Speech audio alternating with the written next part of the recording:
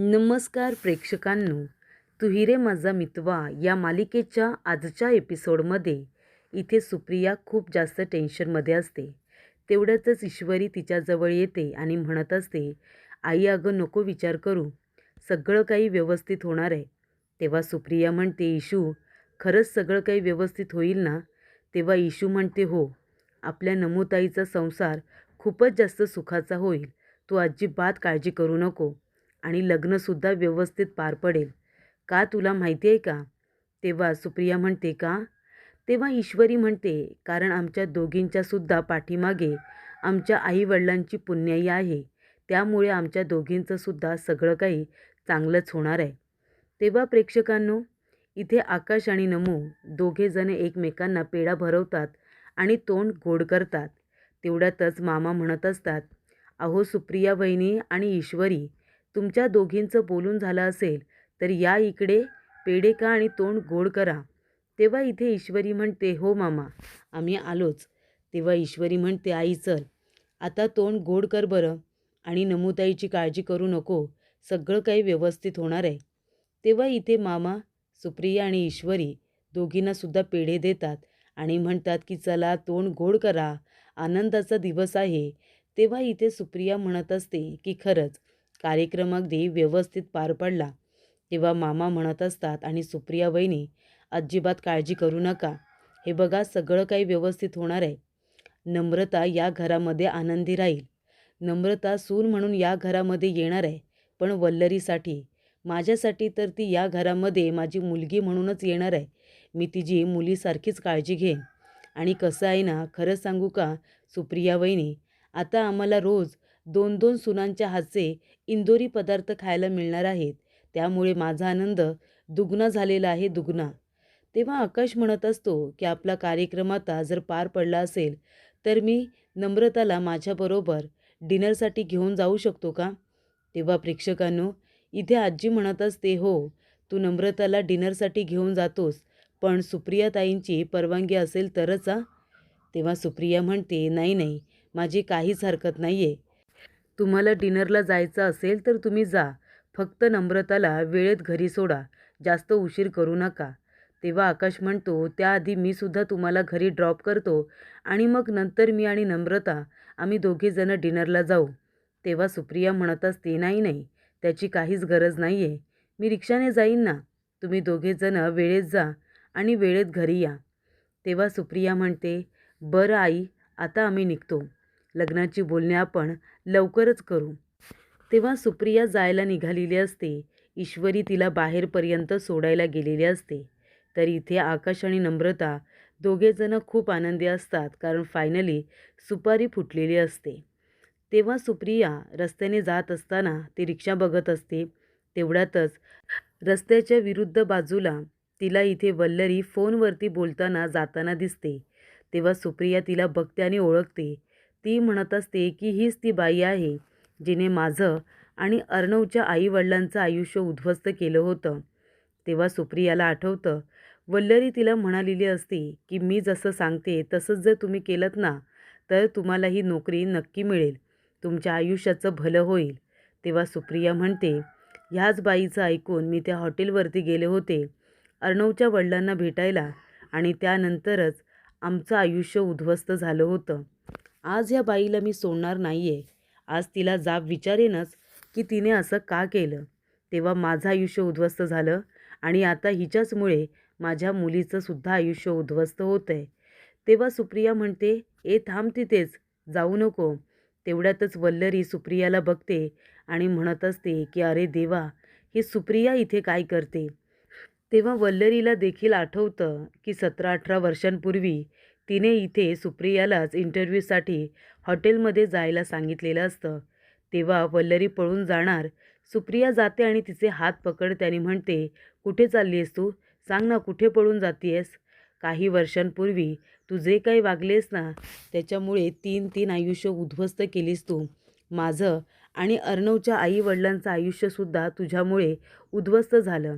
Mrs राज शिर्के यांनी आत्महत्या केली तुझ्यामुळे. त्यांच्या नवऱ्याची सुद्धा बदनामी झाली तुझ्यामुळे. लाज नाही वाटली तुला हे सगळं करताना? आणि सुप्रिया वल्लरीच्या जोरदार थोबाडीत देते आणि म्हणते, तुझ्यामुळे आम्हा तिघांचे आयुष्य उद्ध्वस्त झाले, माझी बदनामी झाली, सोडणार नाही आहे मी तुला. हे सगळं कशासाठी केलं होतंस तू? सांग ना, का केलंस तू? कशासाठी आमची बदनामी केलीस? आज मी तुला सोडणार नाही आहे. आज सगळ्यांसमोर तुला उभं करणार आणि जाब विचारणार. मी ओळखलंय तुला. तेव्हा वल्लरी तिला धक्का देते आणि तिथून पळून जाते. तेवढ्यातच इथे आजी, ईश्वरी आणि अर्णव तिघेजणं बसलेले असतात. तेव्हा आजी म्हणत असते की अर्णव, पण मला वल्लरीचं हे वागणं अजिबात आवडलेलं नाही आहे. तिला आपण इतकं समजावून सांगितलं तरीसुद्धा ती इथे सुपारी फोडण्याच्या कार्यक्रमाला थांबली नाही. लग्नाची बोलणी तिच्यामुळे पूर्णपणे करताच आलेली नाही आहेत आपल्याला, कळतंय का तुला? तेव्हा इथे अर्णव म्हणतो, नाहीतर काय, मामीला इतकं समजावून सांगितलं तरीसुद्धा ती थांबली नाहीच. उलट ती हट्टाने बाहेर निघून गेली. आता याच्यामध्ये आपण काय करायचं? तेवढ्यातच प्रेक्षकांनो, सुप्रियाचा ईश्वरीला फोन आलेला असतो. सुप्रिया म्हणत असते की आता जे काही घडलं ते इशूला सांगायलाच हवं. तिच्या कानावरती या सगळ्या गोष्टी घालायला हव्यात. तेव्हा सुप्रिया ईश्वरीला फोन करते. ईश्वरी म्हणते की आईचा फोन आहे. ईश्वरी म्हणत असते, आई अगं बोल ना, काय झालं? तेव्हा सुप्रिया म्हणत असते, इशू मी सांगते तिथे लवकरात लवकर ये. तेव्हा ईश्वरी म्हणते, आई काय झालं ते तर सांग. सुप्रिया म्हणते, इथे आल्यानंतर सगळं सांगेन ना. तू लवकर तुमच्या घराच्या बाहेर जो वाकण आहे ना त्या ठिकाणी ये. तेव्हा ईश्वरी म्हणते की बरं बरं ठीक आहे, मी येते.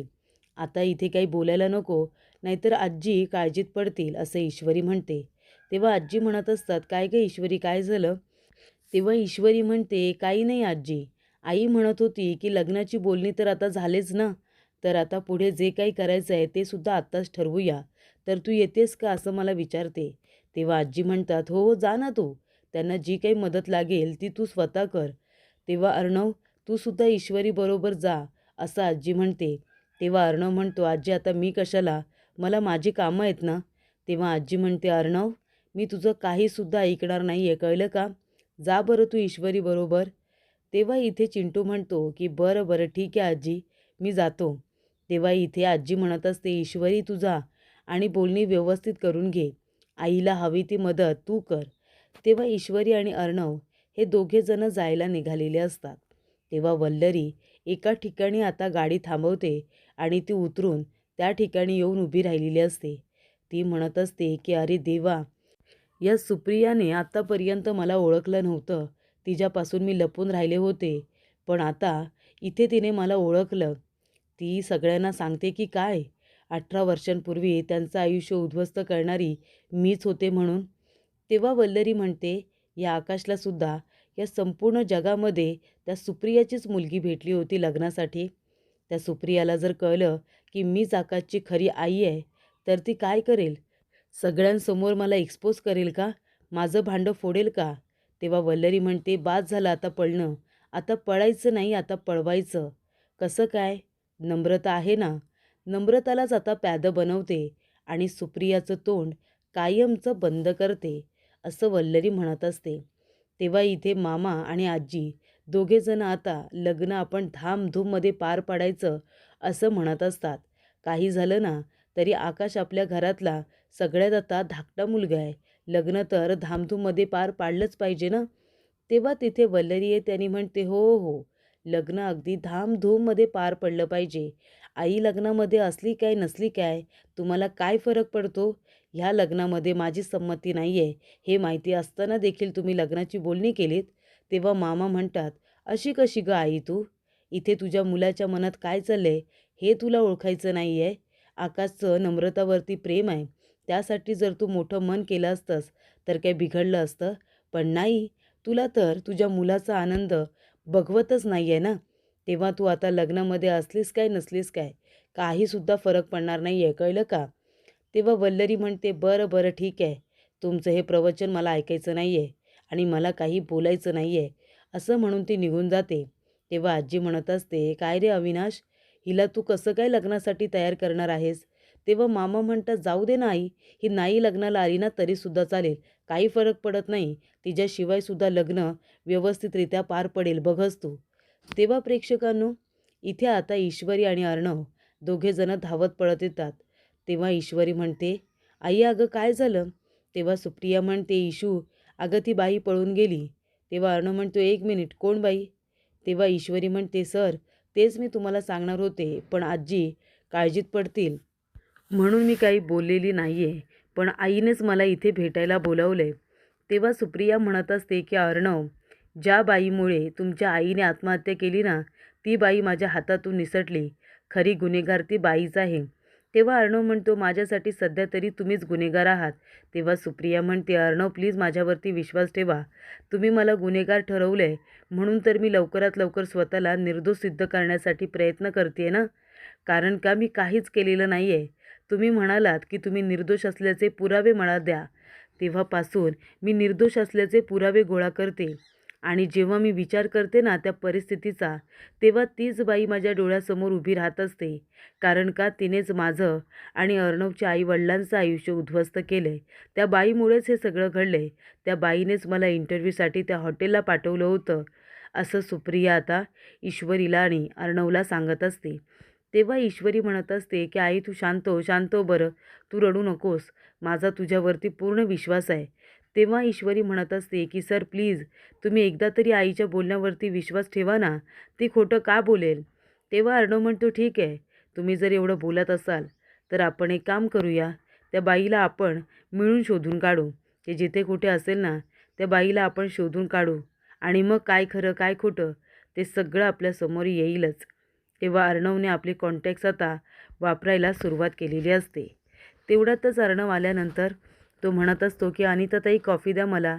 तेव्हा ईश्वरी अर्णवसाठी कॉफी घेऊन येते आणि त्याला म्हणत असते की सर प्रत्येक वेळेला कॉफी देण्यासाठी अनिताताईंनाच हाक मारायची गरज नाही आहे, मी सुद्धा घरामध्येच असते सर. तेव्हा प्रेक्षकांनो, अर्णव ईश्वरीच्या हातातून कॉफी घेतो आणि ती पितो. तेव्हा ईश्वरी म्हणते, सर काय झालं? म्हणजे आपण इथे आता शलाकाताईचा मोबाईल आणि फाईल आणून आपल्या रूममध्ये ठेवले, त्याचं काय करायचं त्या मोबाईलचं? लवकरात लवकर रिपेअर झाला पाहिजे असं मला वाटतं सर. तेव्हा अर्णव इथे म्हणत असतो की एक मिनिट थांब. अर्णवला एक फोन आलेला असतो. मोबाईल रिपेअर करणारा एक चांगला माणूस त्यांना आता सापडलेला असतो. त्याचा ॲड्रेससुद्धा सापडलेला असतो. कितीही जुना मोबाईल असू दे, तो चालू करणं, त्यातला इथे डेटा रिकवर करणं या गोष्टी होणार असतात. त्यांचं बोलणं राकेश ऐकत असतो. राकेश म्हणत असतो की अरे बापरे, याचा अर्थ मोबाईल आणि फाईल ईश्वरीने चोरलेली आहे. माझा संशय खरा ठरला. तेव्हा ईश्वरी म्हणते की सर इथे मोबाईल सुरू झाला ना की त्या राकेशचं संपूर्ण कारस्थान आहे ना बाहेर येईल. तेव्हा राकेश म्हणत असतो, अच्छा म्हणजे मोबाईल आणि फाईलसुद्धा सापडले आणि यांना माझ्यावरती संशयसुद्धा आला आहे. म्हणजे यांना कळलं आहे की शलाकाचा खून मीच केला आहे ते. जर आता ते पुरावे यांना मिळालेत, ते पोलिसांच्या हाती गेले, तो मोबाईल त्यांच्या हाती गेला ना, तर काय होईल? तर इथे शलाकाचा खून मीच केला आहे, मीच तिला मारलं आहे, मीच तिला पुरून ठेवलं होतं, मीच तिचा नवरा आहे, या सगळ्या गोष्टी क्लिअर होतील. करायचं तर काय करायचं असा विचार आता राकेश करत असतो. तेव्हा त्याला एकच मार्ग सुचतो आणि तोच त्याला सुचणार असतो. तेव्हा तो एका मीडियावाल्याला हाताशी धरतो, त्याला फोन करतो आणि म्हणत असतो की आता मी जे सांगेन ना तसंच करायचं आहे. कारण इथे अर्णव आणि ईश्वरी आता खूपच हुशारीने राकेशला मात देण्याचा विचार करत असतात. पण इथे राकेश आता या संपूर्ण प्रकरणामध्ये मी अडकलो जातोय, या सगळ्यातून कसं बाहेर पडायचं आणि अर्णवला या प्रकरणामध्ये कसं अडकवायचं असा विचार राकेश करत असतो. तेव्हा तो मीडियाच्या एका माणसाला फोन करतो आणि म्हणतो, हे बघा मी तुम्हाला जी काही माहिती देतोय ना ती तुम्हाला सगळ्या न्यूज चॅनलला चालवायची आहे, कळलं का? तेव्हा तो माणूस म्हणतो की बरं बरं ठीक आहे, तुमचं काम होऊन जाईल, अजिबात काळजी करू नका आणि काम हे आत्ताच्या आत्ता झालं पाहिजे. तेव्हा तो माणूस म्हणतो की सर तुम्ही काळजीच करू नका, अर्णव राजे शिर्के आता मी तुम्हाला सोडत नसतो, असं तो माणूस म्हणत असतो. तेव्हा इथे राकेशने हे सगळं मुद्दामून केलेलं असतं. तो म्हणतो की जेव्हा अर्णव आणि ईश्वरी त्यांच्या रूममध्ये नसतील तेव्हा मी त्यांच्या रूममध्ये जाईन, फाईल आणि मोबाईल चोरून घेईन. तोपर्यंत अर्णवला डिस्ट्रॅक्ट करायला हवं, त्याच्यासाठी आता त्याने मीडियामध्ये ही बातमी दिलेली असते. आता एकदा का मीडियामध्ये न्यूज गेली की ती संपूर्ण टी व्ही चॅनलवाल्यांना दिसणार आणि मग अर्णवची आणि सात्विक फॅशनची खूप जास्त बदनामी होणार. यासाठी राकेशने केलेला हा प्लॅन असतो, जेणेकरून ईश्वरी आणि अर्णव या दोघांचंही लक्ष राकेशकडे जाणार नाही आणि त्यानंतर राकेश हळूवारपणे या प्रकरणातून बाहेर पडेल यासाठी त्याने हे सगळे प्रयत्न केलेले असतात. तर ईश्वरी आणि अर्णव एका आता शॉपमध्ये पोचलेले असतात. अर्णव म्हणत असतो की हा आहे एक जुना मोबाईल, तुम्ही प्लीज याचा डेटा रिकवर करा, आधी त्याला सुरू करा. तेव्हा तो माणूस म्हणत असतो की सर, हा खूपच जास्त जुना मॉडेल आहे, ह्याला सुरू करणं खूप कठीण आहे. इतका जुना मोबाईल आहे की त्याचे पार्ट्ससुद्धा मिळत नाही आणि जे काही पार्ट्स असतात ना, ते सुद्धा खूपच जास्त महागडे असतात. त्यामुळे हा मोबाईल काही सुरू करता येणार नाही. तेव्हा अर्णव म्हणतो, हे बघा प्लीज, तुम्हाला जेवढे पार्ट्स आणायचे तुम्ही आणा. जेवढे पैसे तुम्हाला हवेत तेवढे मी तुम्हाला देईन. पण तुम्ही हा मोबाईल रिकवर करा. संपूर्ण डाटा तुम्ही रिकवर करा प्लीज. तेव्हा ईश्वरी म्हणते, प्लीज भैया प्लीज नाही म्हणू नका. आम्हाला तुमच्या मदतीची खूप गरज आहे. तेव्हा तो माणूस म्हणतो की बरं ठीक आहे, मी प्रयत्न नक्कीच करतो. अर्णव म्हणतो, किती दिवस लागतील, आम्हाला लवकर हवा आहे मोबाईल. तो म्हणतो, हे बघा सर, त्याला सुरू करायला सगळे पार्ट्स वगैरे यायला 2 दिवस तरी जातील. 2 दिवसानंतर या आणि मोबाईल घेऊन जा. तेव्हा अर्णव म्हणत असतो की बरं ठीक आहे. तेव्हा ईश्वरी म्हणते की भैया फोन हरवू नका, खूप महत्त्वाचा आहे. तेव्हा इथे आता राकेशला अर्णवच्या रूममध्ये जाऊन फाईल आणि मोबाईल चोरायचा असतो. तर इथे मामा आणि आजी दोघेजण लग्नाच्या तयारीबद्दल बोलत असतात. इथे आता मामा म्हणत असतात, आई अगं मी काय म्हणतो, लग्न आपण कसं करायचं आकाशचं, हॉल घ्यायचा की डेस्टिनेशन वेडिंग करायची? हल्लीच्या मुलांना डेस्टिनेशन वेडिंग खूप आवडतं ना, म्हणून म्हणतोय. तेव्हा ईश्वरी आणि अर्णव असते ना, तर त्यांच्याबरोबर आपण बोललो असतो, त्यांचा सल्ला घेतला असता. तेव्हा प्रेक्षकांनो, ते दोघेजण घरी नाही आहेत असं मामा आता म्हणत असतात. तेव्हा राकेश म्हणतो, अच्छा म्हणजे अर्णव आणि ईश्वरी दोघेजण घरात नाही आहेत तर, म्हणजे हीच ती वेळ आहे त्यांच्या रूममधून जाऊन पुरावे घेऊन येण्याची. तो म्हणतो, पण हे दोघेजण इथे बसलेत ना, आता कसं या दोघांना इथे डिस्ट्रॅक्ट करू?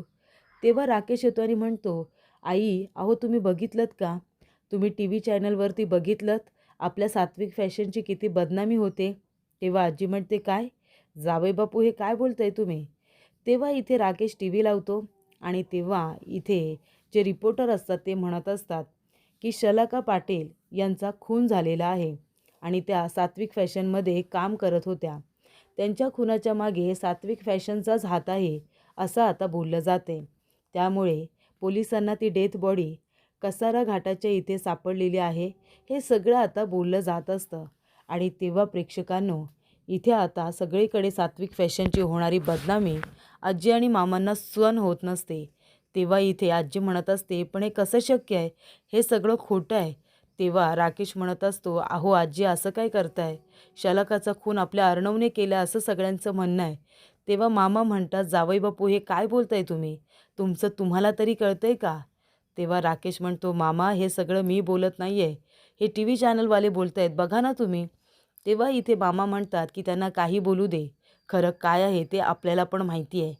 तेव्हा प्रेक्षकांनो, राकेशने हे सगळं आता मुद्दामून केलेलं असतं. सगळीकडे आता फक्त अर्णवची बदनामी.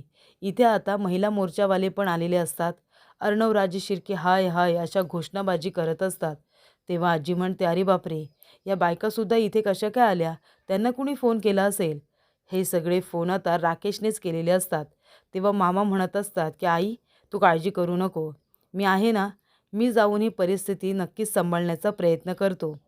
तेव्हा प्रेक्षकांनो, इथे आता राकेश म्हणत असतो, मी पण बघतो ना परिस्थिती कशी जपता येते. तेव्हा इथे अर्णवला शिर्केचा फोन आलेला असतो. शिर्के म्हणत असतो की सर एक प्रॉब्लेम झाला आहे. अर्णव म्हणतो, काय झालं आहे प्रॉब्लेम? शिर्के म्हणत असतो की सर, शलाका पाटीलचा जो काही आता खून झाला आहे ना, त्या खुनाशी तुमचं नाव जोडलं जातं आहे सर. सात्विक फॅशन बदनाम करण्याचा प्रयत्न केला आहे कोणीतरी. तेव्हा अर्णव म्हणत असतो की पण आपला त्यांच्याशी काडी मात्र काहीही संबंध नाही आहे, आपल्याला घाबरायची गरज नाही. तेव्हा इथे आता शिर्केने फोन करून सगळी माहिती दिलेली असतात. त्यामुळे सगळे मीडियावाले त्यांच्या घराबाहेर आलेत हे अर्णवला कळलेलं असतं.